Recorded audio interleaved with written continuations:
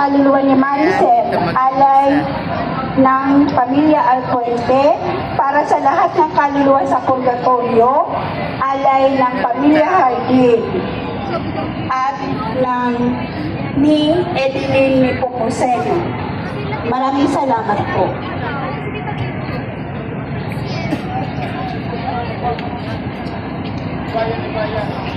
Bayan ng kuko. Bayan.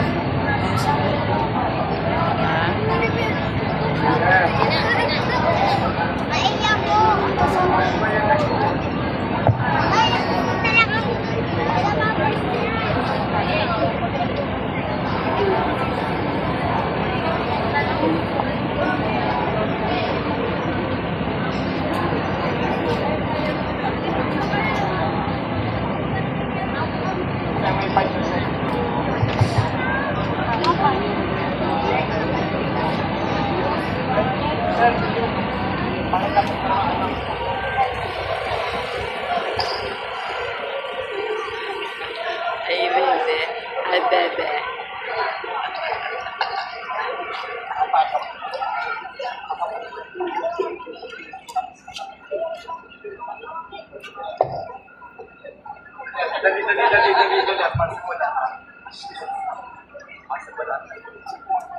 Yung mga angel.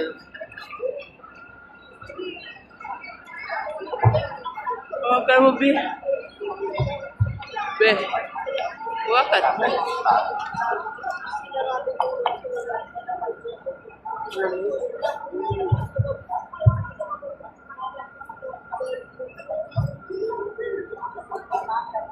Uy, putula po ng Mama Mary.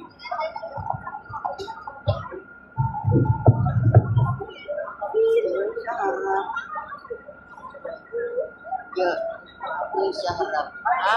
Sa harap. Mapunta ko doon, maraming tao.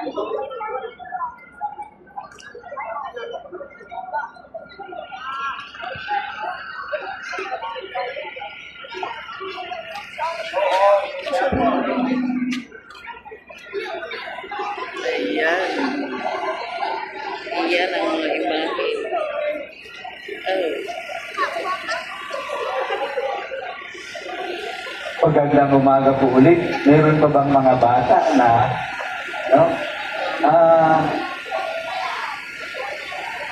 bali, dapat po ay bali 56, yung upuan dito sa mga bata. Yung bilang ko ngayon, 42 lang. Baka meron po diyang kumuha ng upuan dito, pakibalik po dito at para po sa mga bata yung upuan natin. At kanina po sila nakatayo doon sa sa ating Casa Santa. Meron pong nawawalang 18 na upuan para sa mga bata. Pakidala na lang po dito sa harapan.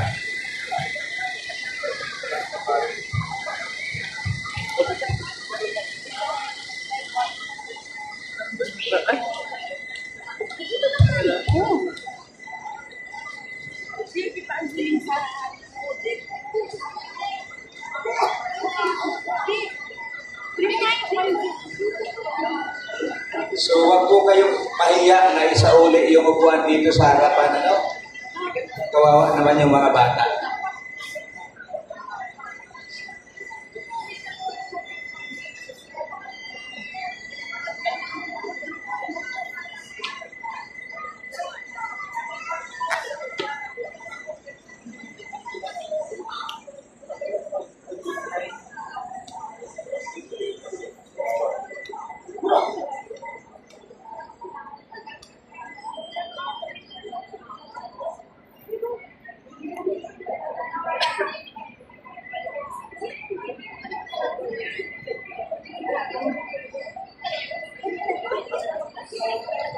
So, magmimisa na po tayo, kaya yung ating tuunang pansin ay sa ating pong pagdiriwang, tuwang natin muling pagkabuhay ng ating Panginoong Hesus.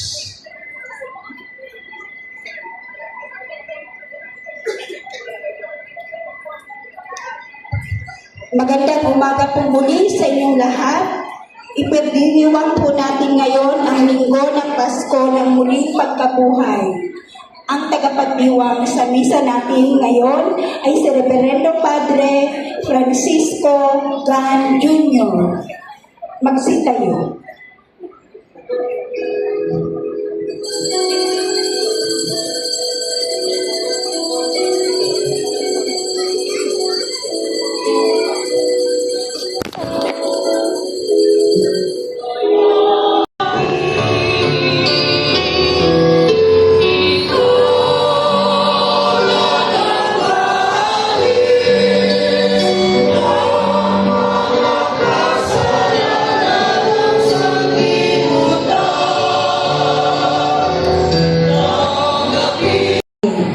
Mga bata, isip po.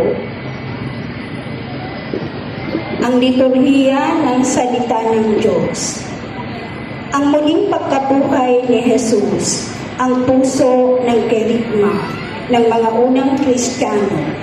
Ito ang pagpapahayag ng pagliligtas ng Diyos sa pagtatagumpay ni Jesus sa kamatayan. Pakinggan natin ang unang pagbasa. Pagbasa mula sa mga gawa ng mga apostol. Noong mga araw na iyon, nagsalita si Pedro. Alam ninyo ang nangyari sa buong Judea na nagsimula sa Galilea nang mangaral si Juan tungkol sa binyag. Ang sinasabi ko'y tungkol kay Jesus na taga Nazaret. Ipinagkaloob sa kanya ng Diyos ang Espiritu Santo at ang kapangyarihan bilang katunayan na siya nga ang hinirang, sapagkat sumasa kanya ang Diyos. Saan man siya pumaroon, ay gumagawa siya ng kabutihan at nagpapagaling sa lahat ng mga pinahihirapan ng dyablo. Saksi kami sa lahat ng ginawa niya sa lupain ng mga Hudeo at sa Jerusalem. Gayunman, siya'y ipinako nila sa krus. Ngunit, muli siyang binuhay ng Diyos sa kaitlong araw. Napakita siya hindi sa lahat ng tao, kundi sa amin lamang na noon pang unay pinili na ng Diyos bilang mga saksi. Kami ang nakasama niyang kumain at minom pagkatapos na siya ay muling mabuhay. Inatasan niya kaming mangaral sa mga tao at magpatotoo na siya ang itinalaga ng Diyos na maging hukom ng mga buhay at mga patay. Siya ang tinutukoy ng mga propeta ng kanilang ipahayag na bawat mananalig sa Kanya ay tatanggap ng kapatawaran sa kanilang mga kasalanan sa pamamagitan ng Kanyang pangalan. Ang salita ng Diyos. Salamat sa Diyos. Parang antok pa kayo. Happy Easter po sa inyong lahat. Happy Easter! Si Jesus ay muling nabuhay. Alleluia, alleluia.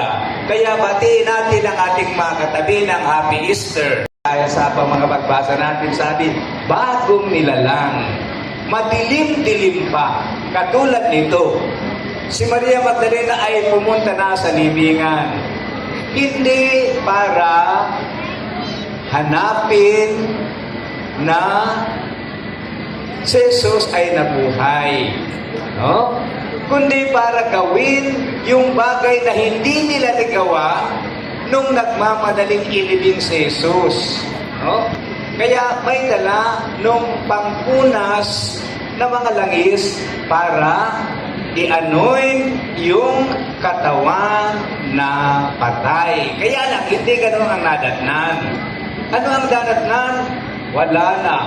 Bukas na yung pintuan nung pinaglibingan. Wala nang laman sa loob, maliban doon sa mga damit na ibinalot kay Jesus sa kanyang katawan at sa kanyang ulo. Kaya naman, anong ginawa ni Maria? tumakbo papunta kay Pedro. At anong sabi ni Maria?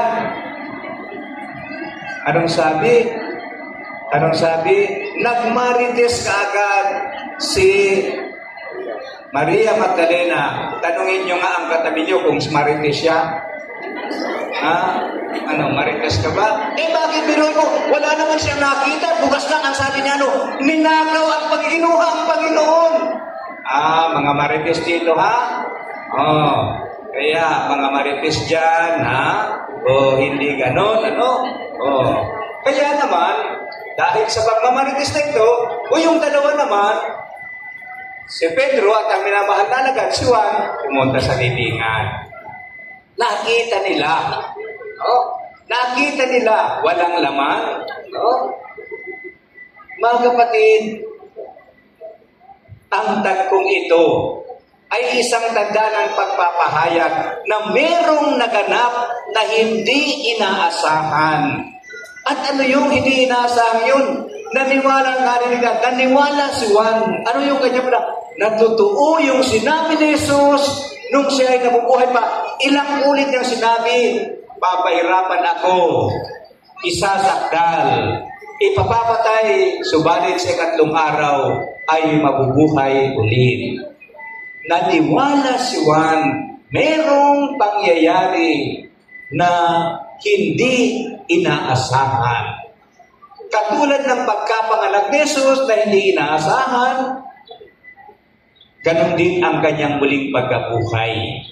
At ito ang sentro, ang tugatog ng ating pananampalatayang Kristiyano. Dahil kung hindi nabuhay si Jesus, sabi ni San Pablo, walang saysay ang ating pananampalataya, walang saysay ang ating mga ginagawa, walang saysay anuman ang ginagawa natin para sa Panginoon at para sa ating kapwa. Pero dahil sa muling nabuhay si Jesus, merong kahulugan ang lahat ng bagay. Dahil, bakit?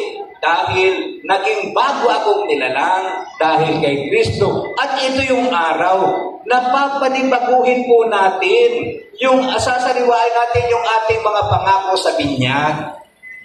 Mamaya, pagkatapos nito, yun na yung gagawin natin, susunod natin.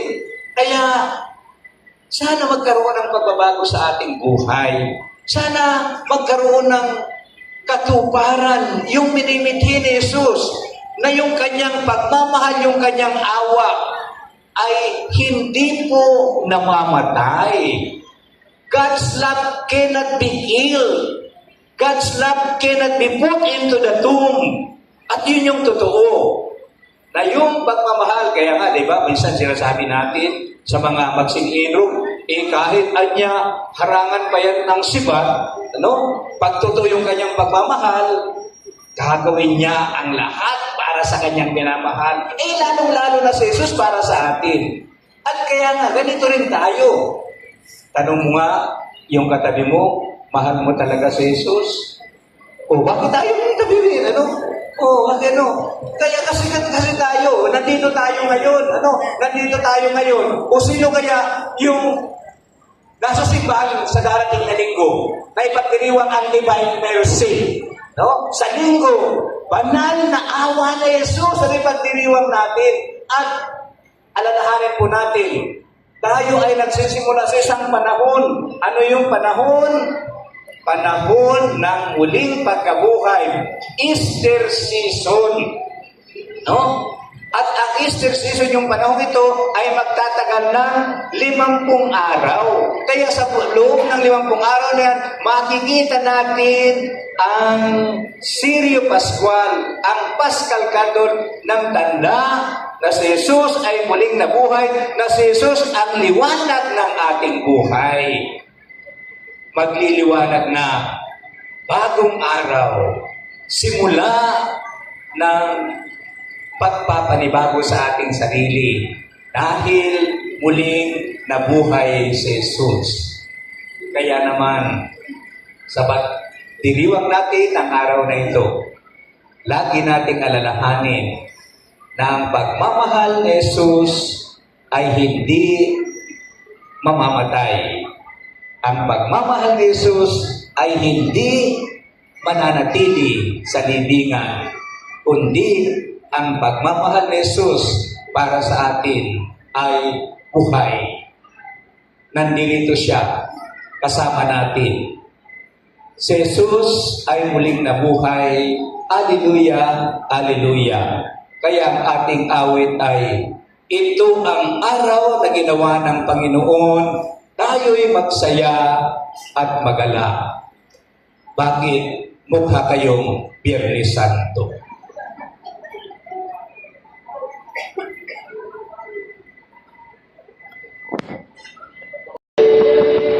Yan, matapos na yung misa.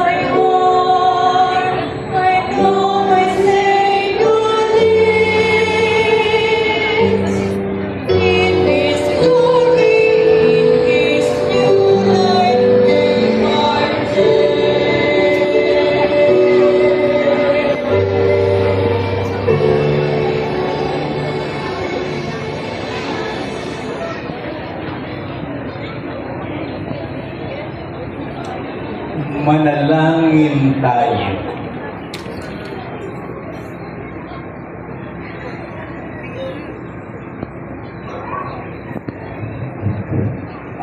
Ama naming mapagmahal, lingapin mong lagi kaming sambayanan mo upang sa pagdiriwang namin ng Pasko ng pagkabuhay ni Kristo, sapitin namin ang kaliwanagan ng pagkabuhay sa piling mo sa pamamagitan ni Jesucristo kasama ng Espiritu Santo magpasawalang hanggan. Amen.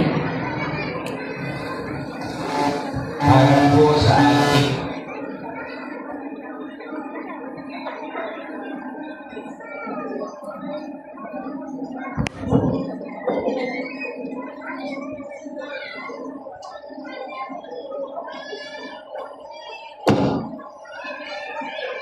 para po sa ating pagbabasbas, ang gagawin po natin ay yung mga bata muna, kung yung matatanda, wag po kayong gagalaw, no? Diyan sa inyong kinatatayuan. Yung mga bata po pupunta dito sa may harapan at sila po yung una kong babasbasan. Pagkatapos ay susunod po yung imahin ng ating Panginoong Jesus, ang resurrection. Tapos ay susunod po yung ating mga naihan. Dito po dadaan, Dito dadaan, dito na lalabas. Dito, Kaya lang po ng instruction natin. Tapos, dito po siya dadaan papunta dito. Walang daanan dito. At dito ang exit. Okay, so maligtad po pala. So ganito po, ang gagawin natin. Kasi nandito yung dalawa ay pagkatapos ko po na magbendisyon ng mga bata,